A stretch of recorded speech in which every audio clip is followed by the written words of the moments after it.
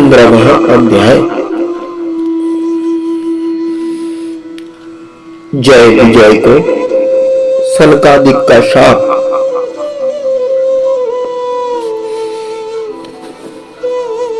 श्री मैत्रेय जी ने कहा, विदुर जी, दीति को अपने पुत्रों से देवताओं को कष्ट पहुंचने की आशंका थी, इसलिए उसने दूसरे के तेज का नाश करने वाले उस कश्यप जी के तेज कहा कि सब दिशाओं में अंधकार के कारण बड़ी अव्यवस्था हो रही है। देवताओं ने कहा, भगवान, काल आपकी ज्ञान शक्ति को कुंठित नहीं कर सकता,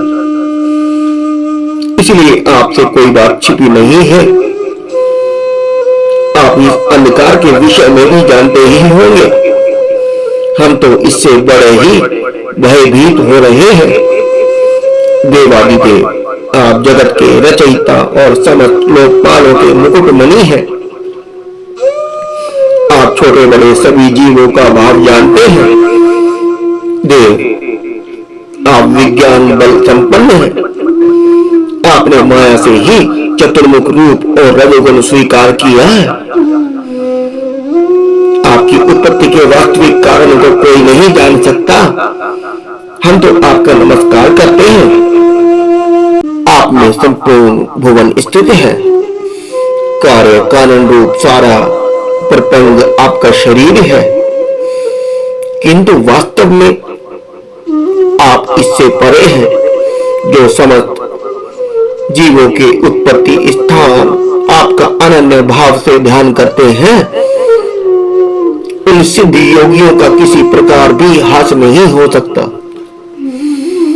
क्योंकि वे आपकी कृपा कटाक्ष से कृत्य हो जाते हैं तथा प्राण, इंद्रिय और मन को जीत लेने के कारण उनका योग भी परिपक्व हो जाता है। रस्सी से बने हुए बैलों की भांति आपकी वेदवाणी से जकड़ी हुई सारी प्रजा आपकी अधीनता में नियम पूर्वक कर्म अनुष्ठान करके आपको बलि समर्पित करती है। आप सबके नियंता मुख्य प्राण हैं। हम आपको नमस्कार करते हैं। भूमन, इस अंधकार के कारण दिन रात का विभाग स्पष्ट हो जाने से लोगों के सारे कर्म लुप्त होते जा रहे हैं, जिससे वे दुखी हो रहे हैं। उनका कल्याण कीजिए और हम शरणागतों की ओर अपनी अपार दया दृष्टि से निहारिए। देव, आग जिस प्रकार ईंधन में पड़कर बढ़ती रहती है, उसी प्रकार कश्यप जी के वीर्य से स्थापित हुआ यह दीति का गर्भ सारी दिशाओं को अंधकार में करता हुआ क्रमश बढ़ रहा है। श्री मैत्रेय जी कहते हैं, महाबाहो, देवताओं की प्रार्थना सुनकर भगवान ब्रह्मा जी हंसे और उन्हें अपनी मधुर वाणी से आनंदित करते हुए कहने लगे। श्री ब्रह्मा जी ने कहा, देवताओं, तुम्हारे पूर्वज मेरे मानस पुत्र सनकादिक लोगों की आसक्ति त्याग कर समस्त लोकों में आकाश मार्ग से विचरा करते थे। एक बार वे भगवान विष्णु के शुद्ध सत्व में सब लोकों के चिरभाग में स्थित वैकुंठ धाम में जा पहुंचे। वहां सभी लोग विष्णु रूप होकर रहते हैं और वह प्राप्त भी उन्हीं को ही होता है, जो अन्य सब प्रकार की कामनाएं छोड़कर केवल भगवत अचरण शरण की प्राप्ति के लिए ही अपने धर्म द्वारा उनकी आराधना करते हैं। महावेदांत प्रतिपाद धर्म मूर्ति श्री आदि नारायण हम अपने भक्तों को सुख देने के लिए शुद्ध सत्वमय स्वरूप धारण कर हर समय विराजमान रहते हैं। उस लोक में श्रेष्ठ नाम का एक वन है, जो मूर्तिमान केवल ऐसा ही जान पड़ता है। वह सब प्रकार की कामनाओं को पूर्ण करने वाले वृक्षों से सुशोभित है। जो स्वयं हर समय 6 ऋतुओं के शोभामान से संपन्न रहते हैं। वहां विमानचारी गंधर्वगण अपनी प्रियाओं के सहित अपने प्रभु की पवित्र लीलाओं का गान करते रहते हैं, जो लोगों की संपूर्ण पाप राशि को भस्म कर देने वाली है। उस समय सरोवरों में खिली हुई मरकंद पूर्ण वांछित माधवी लता की सुमधुर गंध उनके चित्त को अपनी ओर खींचना चाहती है, परंतु वे उसकी ओर ध्यान ही नहीं देते। वर उस गंध को उड़ाकर लाने वाले वायुओं को ही बुरा भला कहते हैं।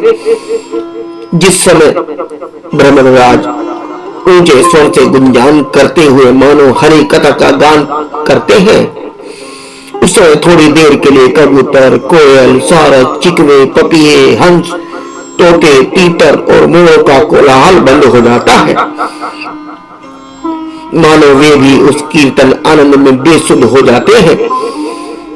श्री हरि तुलसी से अपने श्री विग्रह को सजाते हैं और तुलसी की गंध का ही अधिक आदर करते हैं। यह देखकर वहां के मंदार, कुंद, कुर्ब, तिलक वृक्ष, उत्पल, रात्रि में खिलने वाले कमल, चंपक, आन, बुन्नाग, नागकेसर, बकुल, मौलश्री, अम्बुज, दिन में खिलने वाले कमल और परिजात आदि पुष्प सुगंधित होने पर भी तुलसी का ही तप अधिक मानते हैं। वह लोग वह दुर्य मरकत मणि, पन्ने और सुमन विमानों से भरा हुआ है। ये सब किसी कर्म फल से नहीं, बल्कि एकमात्र श्री हरि के पाद पन्नों की वंदना करने से ही प्राप्त होते हैं।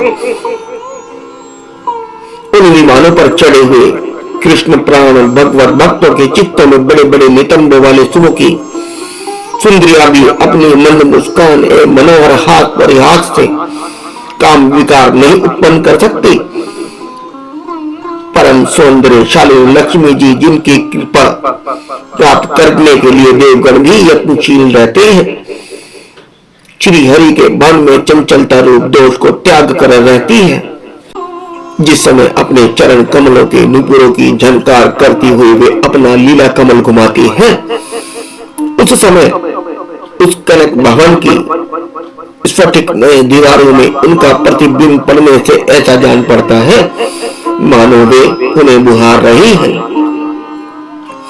प्यारे देवताओं, जिस समय दासियों को साथ लिए वे अपने क्रीड़ावन में तुलसी द्वारा भगवान का पूजन करती हैं, तब वहां के निर्मल जल से भरे हुए सरोवरों में से जिनके मुंह के घाट बने हुए हैं,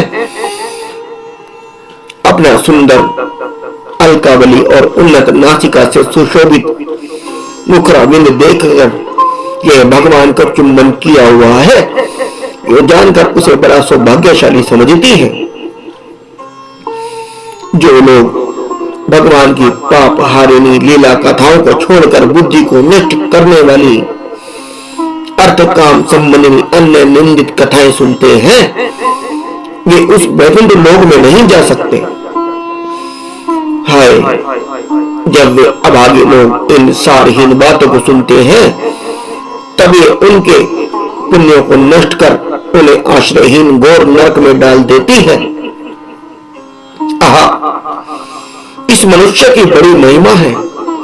हम देवता लोग भी इसकी चाह करते हैं। इसी में तत्व ज्ञान और धर्म की भी प्राप्ति हो सकती है।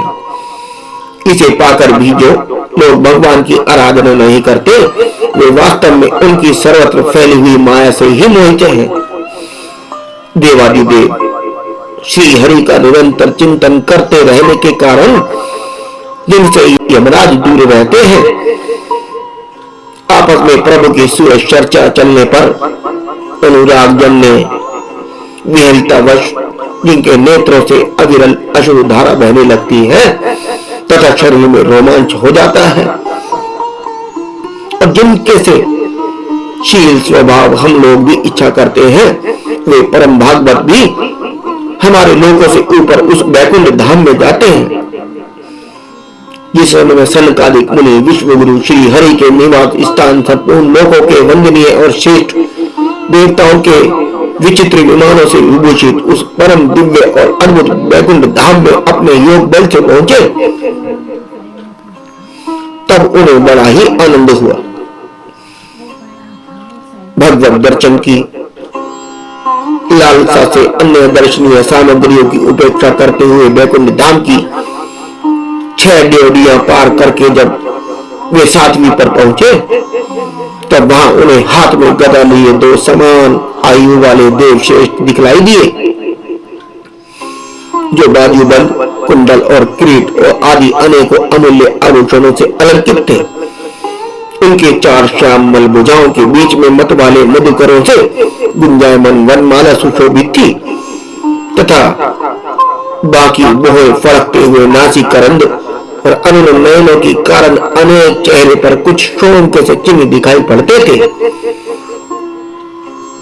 उनके 10 प्रकार देखते रहने पर भी वे मुनिगण उनसे बिना कुछ पूछताछ किए, जैसे स्वर्ण और वज्रमय की वालों से युक्त पहली 6 ड्योढ़ी लांग कर आए हुए थे, उसी प्रकार उनके द्वार में भी घुस गए। उनकी दृष्टि तो सर्वत्र समान थी और वे निशंक होकर सर्वत्र बिना किसी रोक टोक के विचरते थे।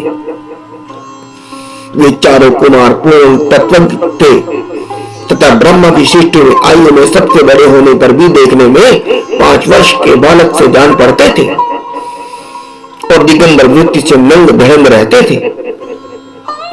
उन्हें इस प्रकार निसंकोच रूप से भीतर जाते देख उन द्वारपालों ने भगवान के शील स्वभाव के विपरीत सनकादिक के तेज की हंसी उड़ाते हुए उन्हें बेत अड़ाकर रोक दिया। यद्यपि वे ऐसे दुर्व्यवहार के योग्य नहीं थे।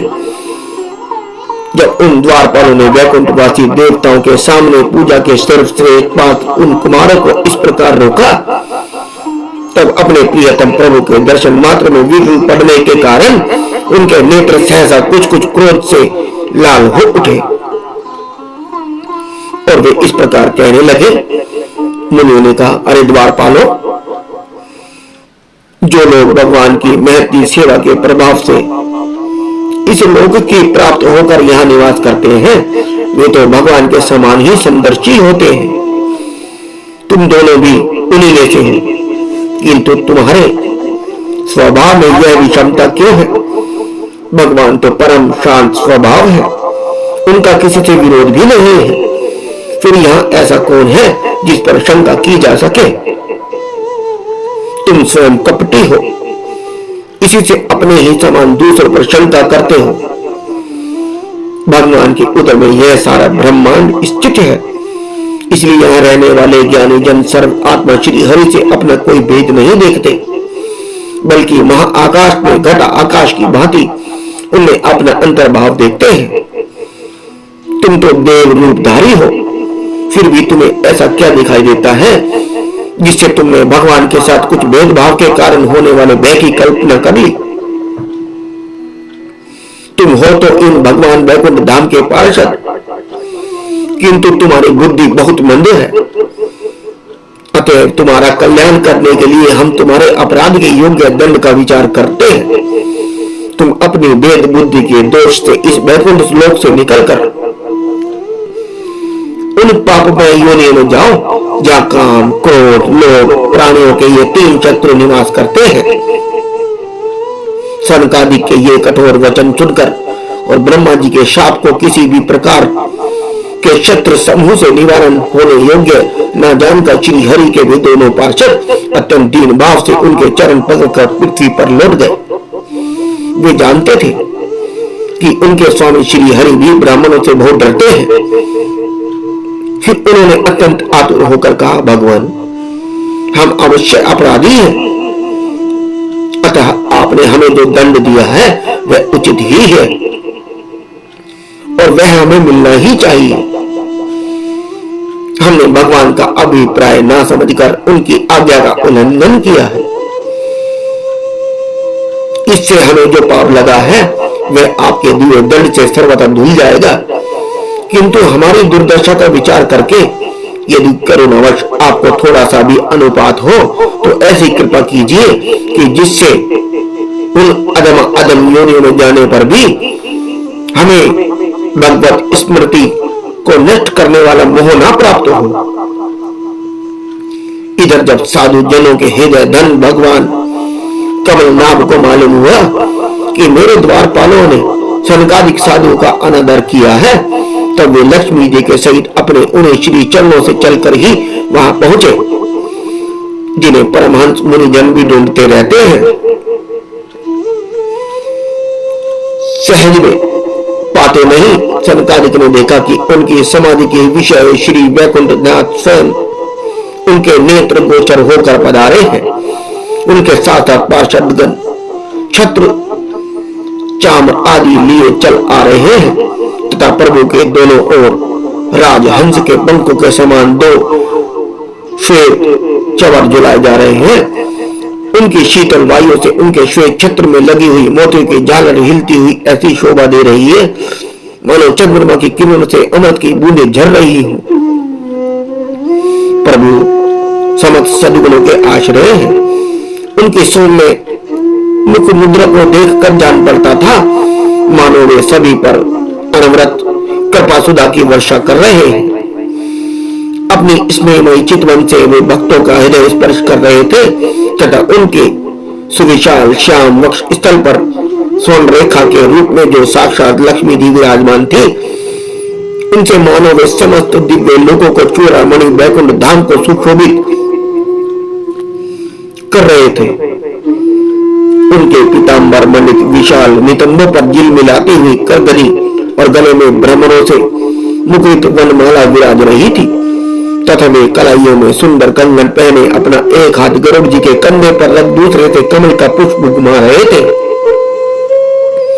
उनके अनमोल कपोल बिजली की प्रभा को भी लगाने वाले मकराकृत कुंडलों की शोभा बढ़ा रहे थे। उबड़ी हुई स्वर्ण नासिका थी, बड़ा ही सुंदर मुख था, सिर पर मणिमय मुकुट विराजमान था तथा चारों भुजाओं के बीच मां मूल्यवान मनोहर हार की और गले में कौतुक भमणी की अपूर्व शोभा थी। भगवान का श्री विग्रह बड़ा ही सौंदर्यशाली था। उसे देखकर भक्त जनों के मन में ऐसा वितर्क होता था कि इसके सामने लक्ष्मी जी का सौंदर्य अभिमान भी गलित हो गया है। ब्रह्मा जी कहते हैं, देवताओं, इस प्रकार मेरे महादेव जी की और तुम्हारे लिए परम सुंदर विग्रह धारण करने वाले श्री हरि को देखकर सनकादिक मुनीश्वरों ने उन्हें सिर झुकाकर प्रणाम किया। उस समय उनकी अद्भुत छवि को निहारते निहारते उनके नेत्र तृप्त नहीं होते थे।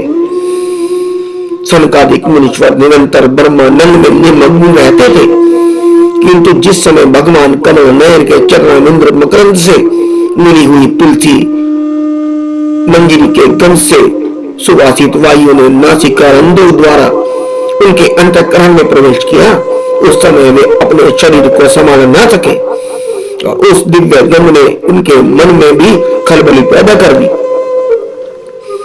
भगवान का मुख नील कमल के समान था, अति सुंदर अधर और कुंडली के समान मनोहर हाथ से उसकी शोभा और भी बढ़ गई थी।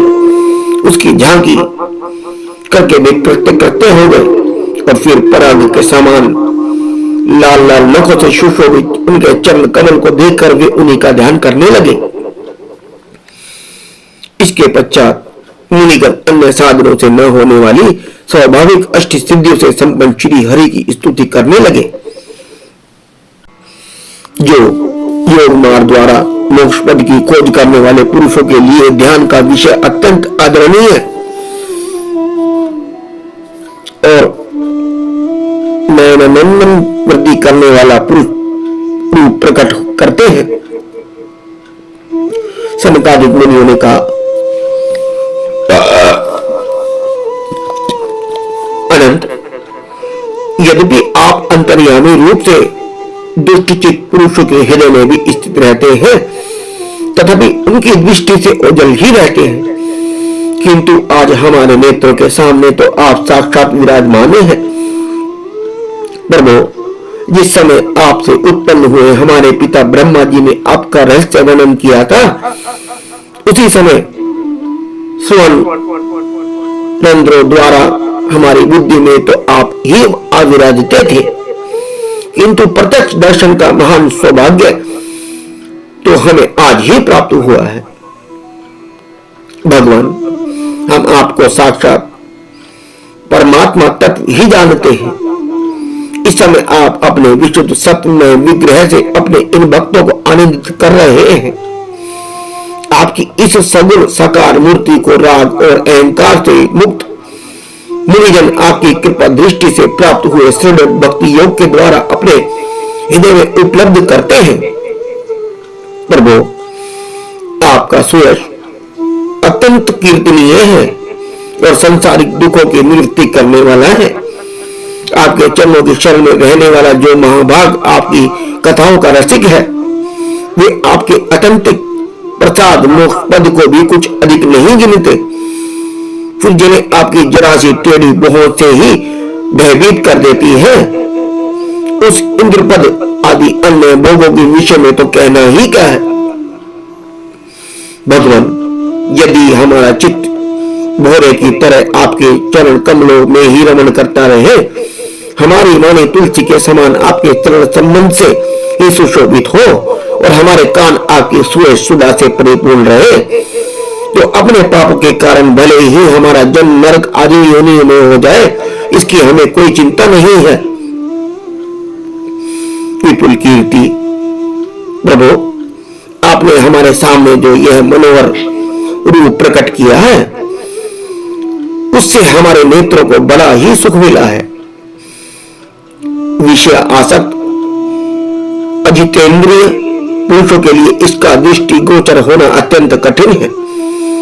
आप साक्षात भगवान हैं और इस प्रकार स्पष्टतया हमारे नेत्रों के समान प्रकट हुए हैं। हम आपको प्रणाम करते हैं।